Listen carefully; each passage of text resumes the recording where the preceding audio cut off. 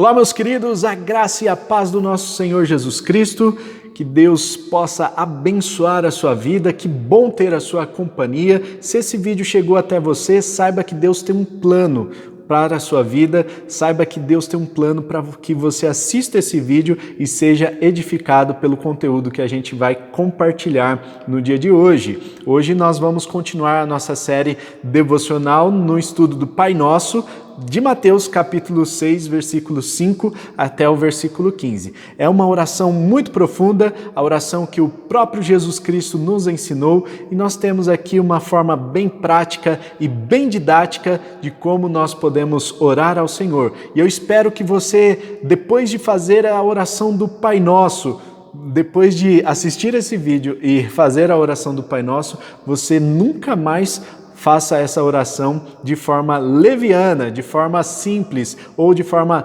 automática. Muitas vezes a gente decora esses versículos e esses versículos passam a fazer parte do nosso cotidiano, a gente vai ali só repetindo aquilo que está escrito sem pensar no real significado das palavras e na profundidade dessa oração maravilhosa que Jesus Cristo nos ensinou. O texto lá de Mateus capítulo 6, versículos 5 em diante diz o seguinte: e quando vocês orarem, não sejam como os hipócritas, eles gostam de ficar em pé orando nas sinagogas e nas esquinas, a fim de serem vistos pelos outros.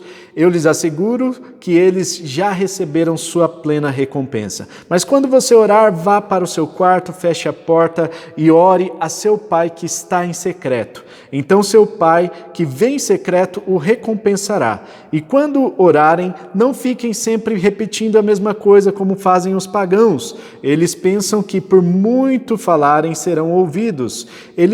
Não sejam iguais a eles, porque o Pai de vocês sabe o que vocês precisam, antes mesmo de o pedirem. E depois Jesus continua dizendo: vocês devem orar assim, Pai nosso que estás no céu.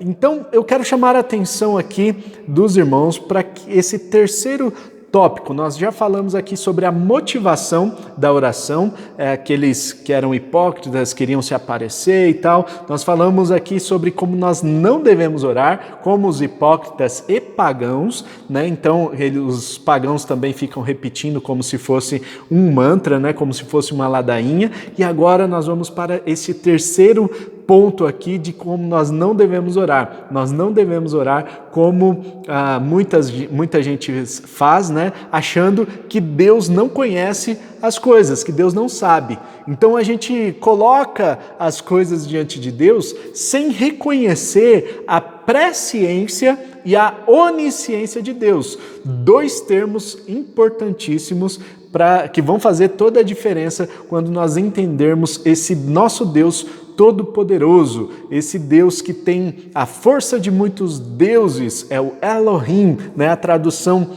de Elohim seria o Deus que é mais poderoso que todos os deuses. Então, esse Deus, ele é onisciente, ou seja, ele sabe de todas as coisas. Antes que a palavra saia da nossa boca, como diz o salmista, Deus já conhece. Deus já sabe o que passa no nosso coração. Deus conhece as nossas lutas. Deus conhece todas as nossas lágrimas que foram derramadas. Deus conhece cada um dos fatos que se passaram na nossa vida. Deus conhece também as nossas alegrias. Deus conhece a nossa família. Deus conhece as nossas emoções. Ele sabe o que está dentro dos nossos corações. Por isso, nós vamos orar a Deus com essa consciência de que Deus, ele conhece o nosso ser. Ele nos conhece internamente. Sabendo disso e sabendo também da presciência de Deus, ou seja, antes mesmo de nós falarmos, ele já conhece, ele já sabe aquilo que nós vamos falar, porque Deus, ele vive num tempo kairos, é um tempo diferente do tempo cronos que a gente vive aqui, né? O tempo de Deus é um Deus que o tempo de Deus é um tempo diferente, né? É um Deus que vive no presente, no passado e no futuro ao mesmo tempo, porque as coisas já aconteceram na mente de Deus e ainda estão para acontecer no tempo Cronos. E isso faz com que Deus ele tenha uma presciência de todos os fatos que acontecerão aqui na Terra. Nosso Deus é todo poderoso e Ele cuida de toda a humanidade, Ele cuida de todo o cosmos, de todos os planetas, de todo o universo, mas Ele cuida especificamente da minha e da sua vida. Ele nos chama de filhos, Ele nos chama pelo nome, Ele nos chama assim de próximo, muito perto de um do outro, né? Então, esse nosso Deus, ele tem essa proximidade, ele tem essa intimidade conosco e nós podemos abrir o nosso coração, nós podemos nos derramar diante dele, porque ele sabe de todas as nossas lutas. Então, nós não devemos orar como os hipócritas, como os pagãos, que não sabem como Deus é, que não reconhecem a presciência, a onisciência de Deus, não reconhecem todo o seu poder, não reconhecem como Deus é na sua integralidade. E Ele simplesmente é. Então, muita gente pergunta assim, Deus existe? Deus não existe, porque Ele simplesmente é. Existir é parte do princípio de que aquilo foi criado, e Deus não foi criado, né? Então, Ele simplesmente é. Ele simplesmente está acima de todas as coisas. E por isso, Ele conhece todos os nossos anseios, conhece tudo o que se passa dentro do nosso coração. E nós não devemos orar com vãs repetições, né? Eu não dei essa ênfase no devocional passado, mas eu quero trazer aqui novamente esse tópico para que a gente esteja bem firme em relação a isso. Então, está errado orar constantemente acerca de um pedido, de uma petição? De repente você tem uma causa ali a qual você insiste constantemente naquela causa. Então nós precisamos equilibrar. Lucas capítulo 18 fala sobre o juiz que cedeu ali a causa, né, fez juízo, né, em cima da causa de uma mulher que estava precisando muito por causa da insistência dela. E aí essa comparação que Jesus faz, essa parábola contada em Lucas capítulo 18, faz um paralelo com aquilo que nós fazemos na oração. Nós devemos pedir constantemente ao nosso Pai, nós devemos pedir colocando o nosso coração, depositando toda a nossa fé naquele pedido que nós estamos colocando diante de Deus.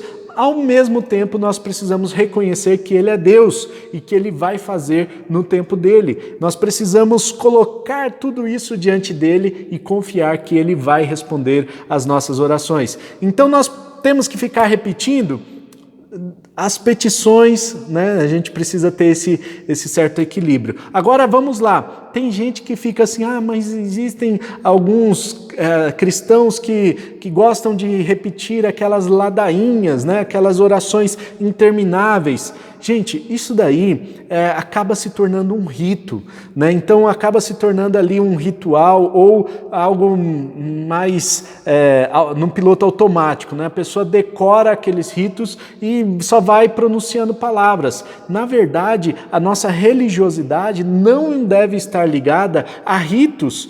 A nossa religiosidade deve estar ligada a um relacionamento com Deus. Isso é importante de a gente ressaltar. Nossa religiosidade, né, tem que estar ligada ao relacionamento com Deus e não a ritos, e não a cerimoniais. Não é o batismo em si que salva, não é apenas participar da comunhão, não é apenas participar de algum cerimonial que vai fazer com que a gente evolua espiritualmente e se achegue mais próximo de Deus e alcance até mesmo a salvação. Não é isso. É a nossa fé e nosso relacionamento com o próprio Deus. É isso que vai nos evoluir espiritualmente, é isso que vai transformar as nossas vidas. É esta a oração que o Senhor nos ensina, que nós tenhamos esse espírito de nos conectar realmente com o nosso Pai, e não como os pagãos que fazem isso metodicamente, apenas ritualisticamente. né? E outros hipócritas que fazem isso apenas para querer se aparecer, mas nós fazemos isso de todo o nosso coração. Quando nós orarmos o Pai Nosso, e da próxima vez que você orar o Pai Nosso, você nunca mais vai orar com a mesma mentalidade. Você vai olhar para cada palavra e você vai entender esse significado, você vai abstrair esse significado da oração do Pai Nosso para a sua vida. Amém? Vamos orar? Pai Celestial, que o Senhor, ó Deus, continue nos ensinando como nós devemos orar. Que o Senhor nos ensine como nós não devemos orar, assim como está descrito na sua palavra, como os pagãos, como os hipócritas, também como quem não conhece o seu poder. Que nós reconheçamos que o Senhor é presciente de todas as coisas, o Senhor é onisciente em tudo o que acontece dentro de nós, ao nosso redor e em todo o cosmos, em todo o universo. E Deus, que nós reconheçamos isso e tenhamos a humildade de colocar as nossas petições diante do Senhor, assim como nós precisamos também entender que uma oração não é um monólogo, mas é também nos colocar à disposição para ouvir a sua voz. Que o Senhor nos ensine, em nome de Jesus. Amém e amém. Amém? Deus abençoe. Até o próximo vídeo. Não se esqueça de compartilhar esse vídeo com os seus amigos para que mais pessoas tenham acesso a essa palavra, tá certo? Forte abraço, tamo junto e tchau.